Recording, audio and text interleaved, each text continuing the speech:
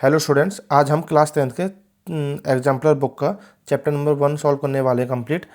कुछ बच्चों को ये कन्फ्यूजन है, एग्जाम्पलर बुक जो एग्जाम्पल से रिलेटेड है, एग्जाम्पल से रिलेटेड नहीं है। इसमें एडवांस लेवल ऑफ क्वेश्चंस होते हैं। आपकी जो एनसीईआरटी की नॉर्मल टेक्स्ट बुक है उसमें आपके बेसिक स्टैंडर्ड वाले क्वेश्चन होते हैं, इसमें उसी का एडवांस वर्जन होता है। इसमें मतलब कि थोड़ा सा और एडवांस लेवल के कॉन्सेप्ट क्लियरिटी वाले क्वेश्चंस होते हैं जो कि हमें एग्जाम पॉइंट ऑफ व्यू से बिल्कुल सॉल्व करनी चाहिए। तो इसी को आज हम सॉल्व करेंगे। आपका चैप्टर नंबर 1, ये चैप्टर नंबर 1 में जो ये पुराने पैटर्न की बुक है, इसमें आपके जो क्वेश्चंस सिलेबस में से कट चुके हैं उनको मैंने रेड से सर्कल कर दिया है। तो आपका फर्स्ट एक्सरसाइज में ये सारे क्वेश्चंस नहीं आ रहे हैं। आपका क्वेश्चन नंबर 5 जो सिलेबस का पार्ट है, सिर्फ उन्हीं को मैं कराने वाला हूँ। चलिए, question number 5 is the largest number which divide 70 and 125 leaving remainder 5 and 8 respectively. ये क्वेश्चन आपका एनसीईआरटी में भी है। ये कह रहे हैं कि इसको डिवाइड करें, ऐसा नंबर बताओ लार्जेस्ट नंबर। तो इनका एचसीएफ निकालना है, पर रिमाइंडर ये बचना चाहिए दोनों कंडीशन में। तो रिमाइंडर जो पहले बचाना होता है उसी को माइनस कर दो। एक तो तरीका ये है, उसके बाद एचसीएफ निकाल दो। दूसरा ये है, आपको अगर मल्टीपल चॉइस क्वेश्चन है तो आप डायरेक्ट देख सकते हैं, इन दोनों को डिवाइड करने वाला नंबर इन दोनों से छोटा होना चाहिए, मीन 70 से छोटा होना चाहिए। अब 70 से छोटा देखेंगे आप, ये दो तो है नहीं, तो पहले तो सी और डी तो कैंसिल हो गए कम्प्लीटली। उसके बाद बचते हैं A and B.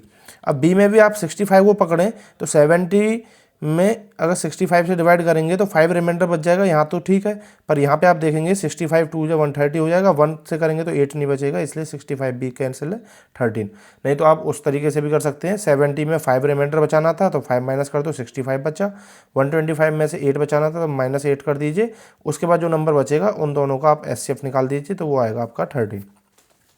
Question number 6 is if two positive integer a and b are written as a equal x cube y square and b equal x y cube, x y are prime number. ये prime number है, means a जो है ये prime factorisation form में दे रखा है। किस में दे रखा है आपको?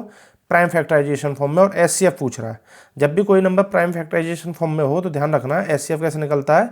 आपको कॉमन नंबर उठा लेना है और उनकी लोएस्ट पावर, एक्स और वाई कॉमन नंबर है और उसकी लोएस्ट पावर, एक्स की लोअर पावर कहाँ पे? यहाँ पे, तो एक्स एंड वाई की लोअर पावर यहाँ 2 है, यहाँ 3, तो 2, तो एक्स की पावर 1, वाई की power 2, which is B option, x y square. Okay, LCM में क्या करते हैं हम? जो नंबर हैं उन्हीं को लेते हैं हाईएस्ट पावर के साथ, और एचसीएफ में कॉमन नंबर को लेना है, मीन्स कॉमन फैक्टर जो है वो लेने हैं और उनकी लोएस्ट पावर के साथ। Now question number 7, if two positive integer p and q can be express as, ये भी वही प्राइम फैक्टराइजेशन के फॉर्म में दे रखा है, a और b प्राइम नंबर है। अब ये कह रहे हैं एलसीएम फाइंड करो। तो मैंने बोला ना, जो नंबर यूज हो रहे हैं उनकी हाईएस्ट पावर ले लो। a b सेम यूज हो रहे हैं। a की हाईएस्ट पावर कितनी है? यहाँ 1, यहाँ 3, तो a की पावर 3 लेंगे, और b की पावर 2 है, यहाँ 1 है तो 2 वाले लेंगे। तो a की power 3, b power 2, means option C is the LCM of the p and q। Question number 8, the product of a non zero rational and an irrational number is. ये कह रहे हैं एक नॉन जीरो रेशनल, मतलब एक rational और irrational number का product. Rational और इरेशनल किसी भी माध्यम से जुड़ रहे हो, चाहे प्लस हो रहे हो, चाहे माइनस हो रहे हो, चाहे डिवाइड हो रहे हो, चाहे सब्ट्रैक्ट, कुछ भी हो रहे हो, वो हमेशा इरेशनल ही रहता है, तो always irrational. Question number 9, the last number that is divisible by all the number from 1 to 10। 1 से लेकर 10 तक सारे नंबरों से डिविजिबल हो जाए ऐसा नंबर बताना। मतलब यहाँ पे लिख तो डिविजिबल रहा है, पर इसका मतलब है 1 से 10 तक के सारे नंबर का मल्टीपल चाहिए। द लीस्ट नंबर, ऐसा छोटा नंबर जो डिविजिबल हो 1 से लेकर 10 तक सारे नंबर, इनसे डिविजिबल होना चाहिए। तो इनका मल्टीपल ही तो इनसे डिविजिबल होगा, मीन्स 1 से 10 तक का हमें क्या निकालना है? एलसीएम निकालना है। तो 1 2 3 4 5 सारे नंबर का एलसीएम निकाल दीजिए। दूसरा, आप अगर इसको मल्टीपल चॉइस वाले में आता है तो इसको आप ऐसे भी कर सकते हैं। इसमें आप देख सकते हैं कौन सा सारे नंबर का मल्टीपल हो सकता है। 10 तो सबका मल्टीपल नहीं है, ठीक है ना, 9 का नहीं है ये। 100 भी सबका नहीं है, 9 का नहीं है ये, ठीक है ना, 7 का नहीं है, बहुत सारे नंबर्स का नहीं है। 504, 5 और 4 9, ये आपको, ये और ये, इसमें आपको देखना पड़ेगा ये किसका नहीं हो सकता है, वो आपको देखना है। और एलसीएम निकालेंगे तो आपका ऑप्शन आएगा 2520, ठीक है ना। ये भी 5 और 4 9 3 से भी हो जाएगा, ये 5 से नहीं होगा, ठीक है ना। 5 के लिए लास्ट में 0 और 5 होने चाहिए, वो नहीं है इसमें, इसलिए ये भी कट जाएगा। तो ये बचा, ये सबसे डिवाइड होगा। 1 2 3 4 5 6 7 8 9 10 सबसे डिवाइड होगा। चलिए, ये आपका सिलेबस का पार्ट है नहीं। अब देखते हैं आपकी एक्सरसाइज 1.2, ठीक है, वो मल्टीपल चॉइस क्वेश्चन थे, इसमें हम कंप्लीटली सॉल्व करके देखेंगे इनको। तो इसमें आपके क्वेश्चन नंबर 1 2 3 4 5 ये तो है ही नहीं, 6 7 8 बस 3 ही क्वेश्चन हैं जो कि आपको करने हैं। तो जो आपका सिलेबस का पार्ट है, the number 525 and 3000 are both divisible by this both divisible only by, मतलब ये सिर्फ इनसे डिविजिबल है, तो मतलब कि इन दोनों के ये ही फैक्टर है। ओनली डिविजिबल बाय का मतलब ये ही इसके फैक्टर है। व्हाट इज एचसीएफ ऑफ, तो ये तो सिंपल क्वेश्चन हो गया ना, अगर ये सिर्फ इनसे डिविजिबल है तो मतलब कि 525 क्या है और 3000 के ये सब क्या है, फैक्टर है, इसका मतलब यही तो हुआ। 3 5 15 25 एंड 75 सिर्फ इनके यही तो फैक्टर है, और इनमें से हाईएस्ट कॉमन फैक्टर उठा लेना है एचसीएफ के लिए, तो वो है 75। तो आपका आंसर हो जाएगा क्या, 75। अब इसमें एक चीज़ और बोला, जस्टिफाई और आंसर, तो आपको अपना आंसर जस्टिफाई भी करना है, आपको बताना भी है कि भाई ये 75 कैसे होगा। तो हम सिंपल इसमें लिखेंगे,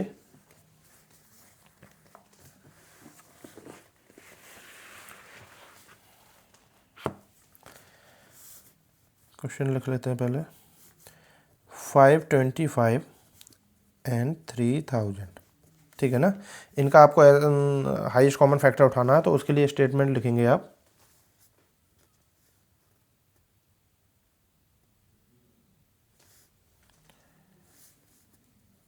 3 5 15 25 and 75 is the common factor of 525 and 3000. So the highest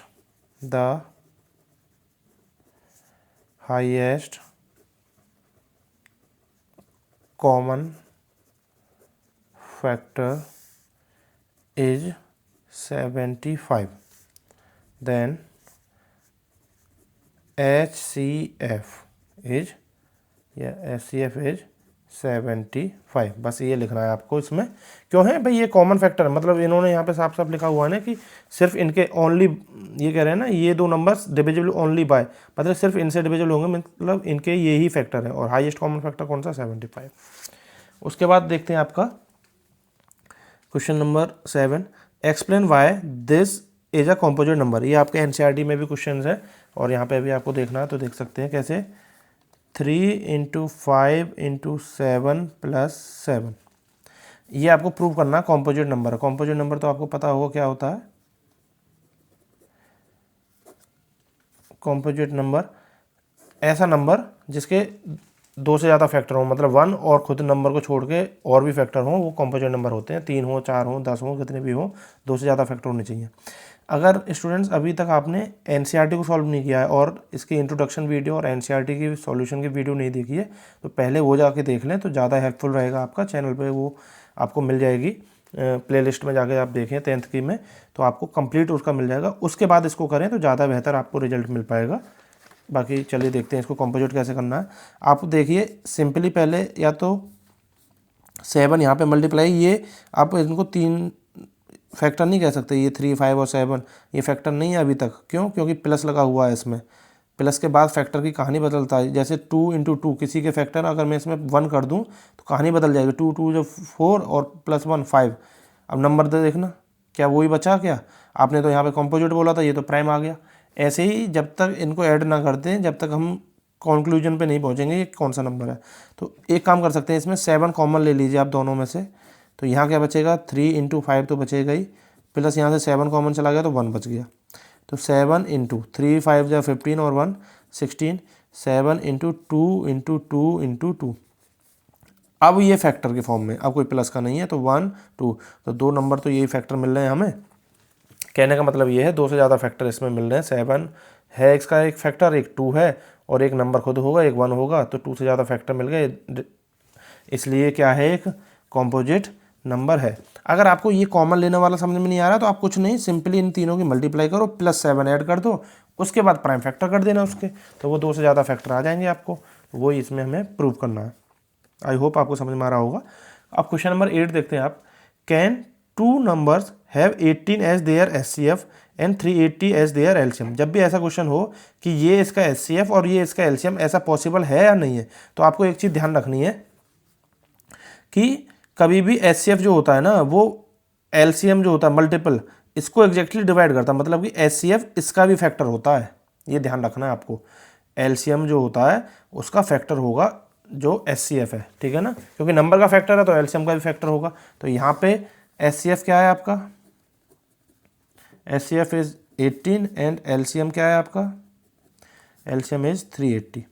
हम क्या करेंगे, सिंपली इसको देख लेंगे इसका फैक्टर है या नहीं है, तो डिवाइड कर लो। सबसे बेस्ट वही होता है कि आप क्या कर लें, डिवाइड कर लें। तो मुझे नहीं लग रहा है कि ये इसको डिवाइड कर पाएगा। 18 2 जो 36, 2 बचा 20, 18 1 जो 18, 2 बच रहा है, तो ये कम्प्लीटली डिवाइड नहीं कर पा रहा, तो मीन्स 18 इसका फैक्टर नहीं है। और फैक्टर नहीं है तो इसका मतलब क्या हुआ कि ये पॉसिबल नहीं है कि ये एचसीएफ हो, उस कंडीशन में ये एलसीएम हो। ध्यान रखना है, हमेशा एलसीएम को एचसीएफ कंप्लीट डिवाइड करेगा तभी पॉसिबल होगा, नहीं तो है ही नहीं वो पॉसिबल। तो ये गलत दे रखा है, तो यहाँ पे लिख देंगे कि can 2 number have 18 as their HCF and 380 as their LCM, no. तो इसका सिंपली आंसर लिखेंगे no.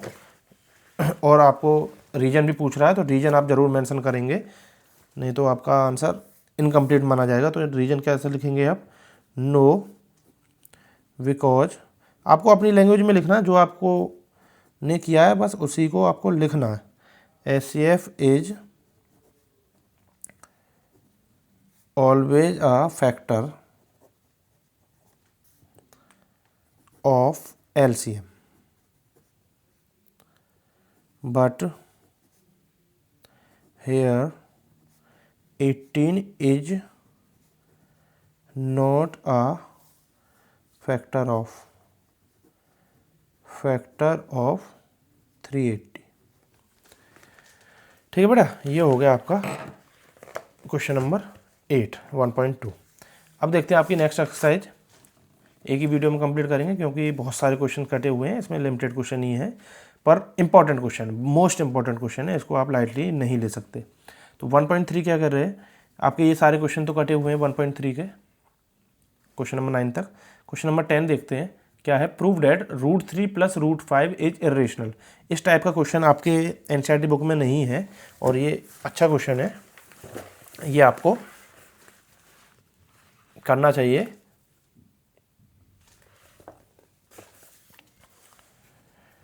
Prove that √3 + √5 is irrational. √3 + √5 is irrational. इस टाइप के बेटा बहुत सारे क्वेश्चन बन सकते हैं। प्राइम नंबर अगर रूट में है दोनों, उनका पूछ सकता है, और या सिंपल आपसे ये भी पूछ सकता है कि √a + √b is irrational if a and b are prime number. इस तरीके से भी वो पूछ सकता है, ठीक है ना। तो अभी आप क्या है इसको देखते हैं, हम प्रूव करना है कि √3, प्रूफ आपको क्या करना है, प्रूव डैट √3 + √5 इज इरेशनल। इसका थोड़ा सा मेथड अलग है, जैसे हम √3 को करते थे, √5 को करते थे, उससे थोड़ा सा डिफरेंट है। बाकी बेसिक कॉन्सेप्ट उनका सबका सेम ही रहता है। तो इसको हम क्या है वही कॉन्ट्राडिक्शन से करेंगे हम प्रूफ। तो कॉन्ट्राडिक्शन के लिए क्या करना है इसमें, अगर ऐसा पॉसिबल है तो वही लेंगे, लेट √3 + √5 इज इरेशनल। सॉरी, आप इसको लीजिए रेशनल। इफ़ पॉसिबल लिख दीजिए आप, if possible let √3 + √5 is rational. Okay, और वहाँ पे आप साथ में लिख देंगे √3 + √5 इक्वल a। a आप लिख सकते हैं, कोई ऐसी बात नहीं है। तो a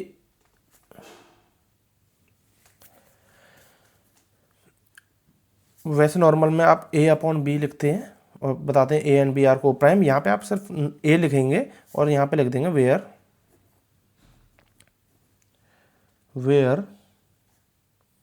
ए इज रेशनल। आपने सिंपली क्या लिख देना, वेयर ए इज रेशनल। ऐसा रेशनल करके लेके चलेंगे, अभी समझ में आ जाएगा। इसमें बस आपको यही एक मेन कॉन्सेप्ट है जो ध्यान रखना है। अब √3 + √5 इक्वल ए आपने लिया, रेशनल के इक्वल लिया, अगर रेशनल मान के चल रहे हैं इसको, तो आप क्या करेंगे, आप इसको स्क्वायरिंग कर दीजिए, ठीक है ना। उससे पहले क्या करेंगे, एक नंबर को एक तरफ रखिए, बाकी दूसरे को एक तरफ रखिए, √5 को उधर ले जाएंगे, तो √3 इक्वल a - √5। ओके, अब क्या करना है, squaring on both side, squaring on both side. तो स्क्वायर करेंगे, √3 का स्क्वायर इक्वल a - √5 का स्क्वायर, दोनों तरफ स्क्वायर। √3 का स्क्वायर से तो रूट हट जाएगा, तो यहाँ पर 3 बचा, यहाँ a² + √5 का स्क्वायर 5 - 2ab मीन्स 2 × a × √5। और फॉर्मूला यहाँ पे मेंशन जरूर कर देंगे, कौन सा, a - b का होल स्क्वायर लगाया हमने, which is a² + b² - 2ab।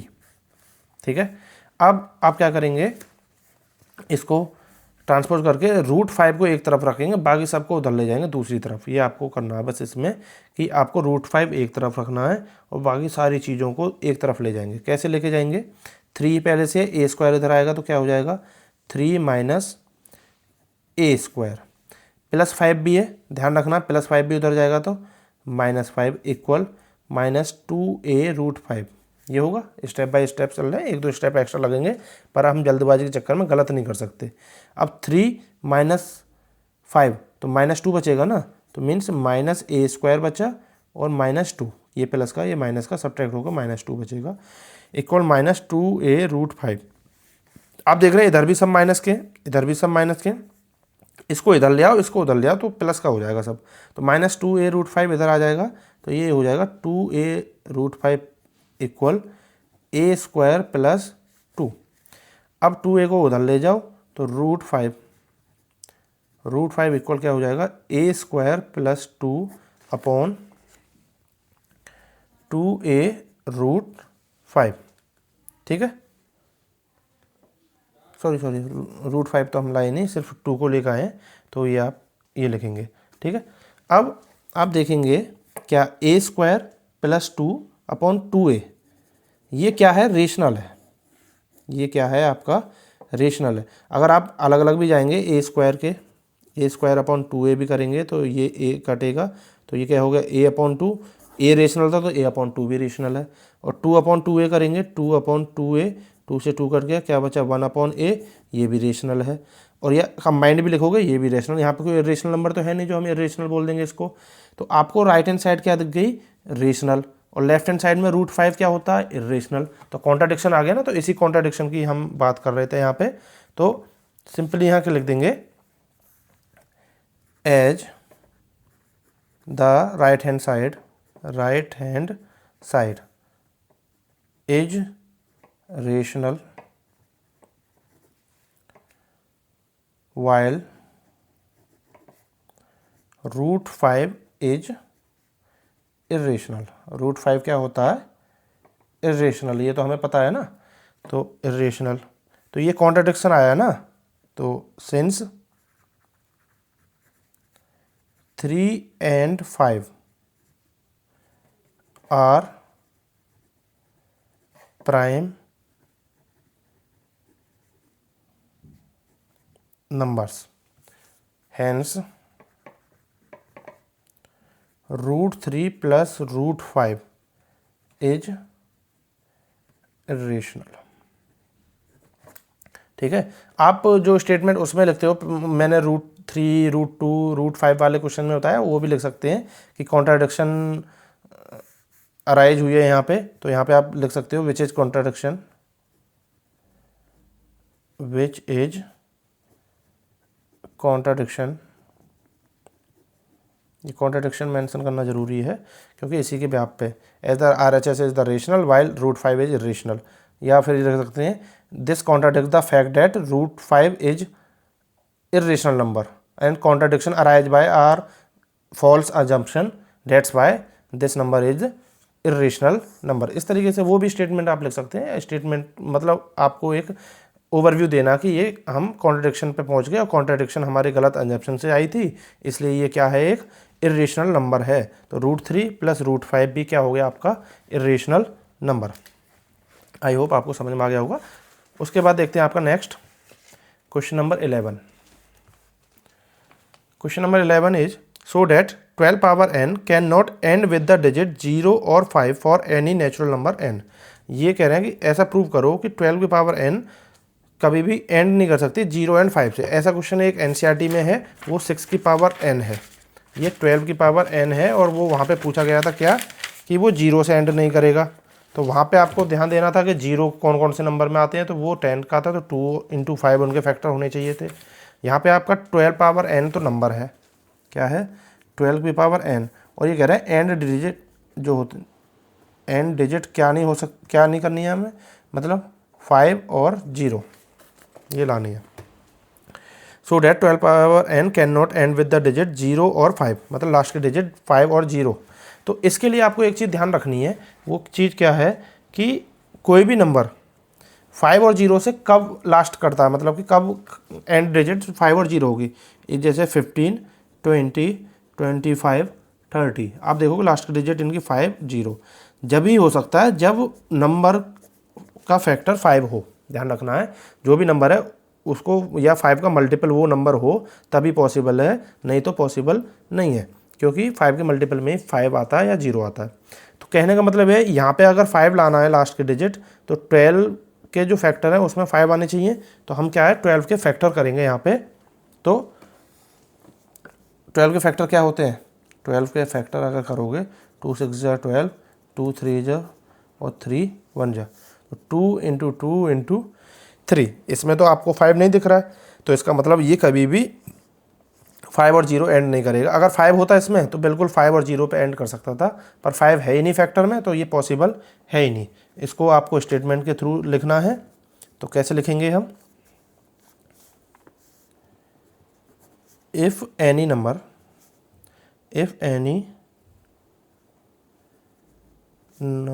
Ends with the digit 0 और 5, अगर कोई नंबर 0 और 5 से एंड कर रहा है, it is always divisible by 5। अगर आपका बोर्ड में अच्छा स्कोर करने का प्लान है तो आपको स्टेटमेंट लिखना आना चाहिए। उसके लिए प्रैक्टिस करते रहिए, हर क्वेश्चन को आप बार बार स्टेटमेंट के थ्रू ही करिए, तभी आप बोर्ड में 95 आप ला सकते हैं। स्टेटमेंट को स्किप नहीं कर सकते आप, ठीक है ना। तो ये आपने लिखा, तो if 12 power n ends with the digit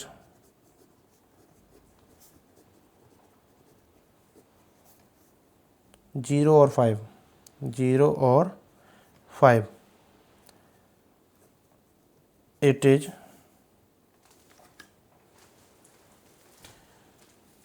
and with the digit 0 और 5,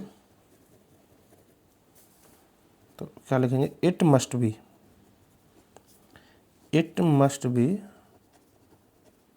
divisible by 5, ठीक है ना। तो उसका ज़रूरी है कि वो 5 से क्या हो, डिविजिबल हो, ठीक है। तो अब यहाँ पे हमने लिख दिया कि इसके तो प्राइम फैक्टर में 5 है ही नहीं, and 5 is not the factor of 12 power n। So this is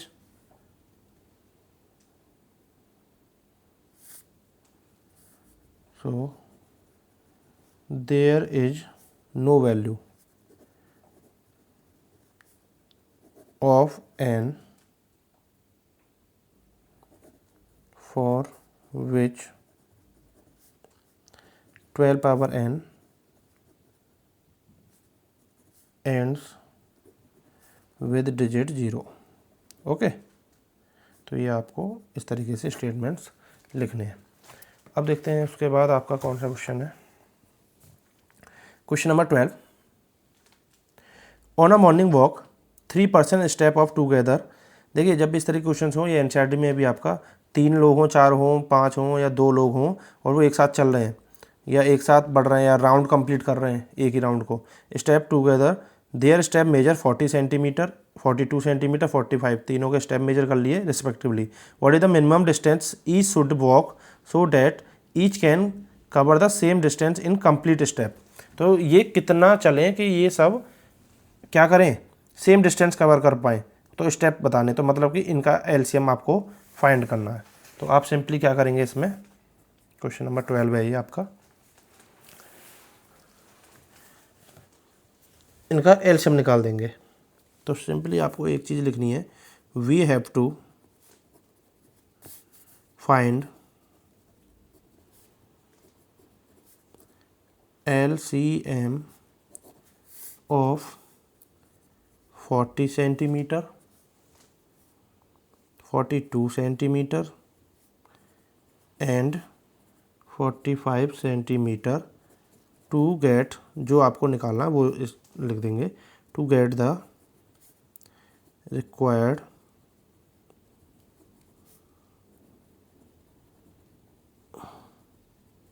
minimum distance. यही आपसे पूछ रहा है, ठीक है ना। एलसीएम आपको फाइंड करना है।